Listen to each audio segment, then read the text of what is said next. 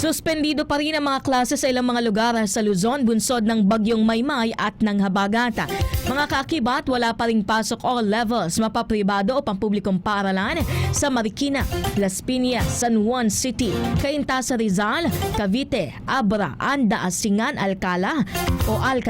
Alamino City, Binalonan, Lingayen, Mabini, San Manuel at Santo Tomas sa Pangasinan, Doña Remedios Trinidad sa Bulacan.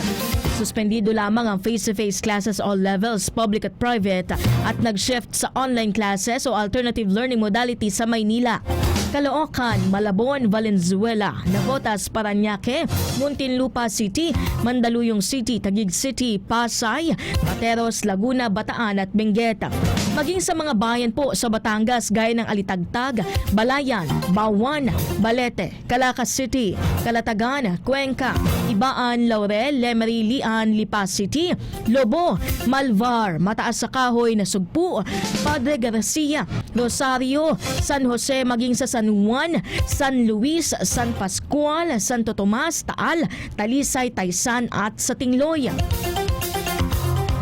Wala rin pong pasok at face-to-face classes all levels at nag-shift sa online classes ang Antipolo City, Baras, Binangonan, Cardona, Halahala, Montalban, Morong, San Mateo, Tanay at Teresa sa Rizal, San Fernando City at Mabalacat City sa Pampanga. Habang sa Bulacan naman ay mga bayan ng Angat, Balagtas, Hagonoy, Baliwag City, Bukawi, Bulacan, Bustos, Kalumpit, Giginto, Malolos City, Marilao, Maykawayan City, Obando, Pandi, Plaridel, Paumbong, Pulilan, Norsagaray, San Rafael, Santa Maria at San Jose del Monte City.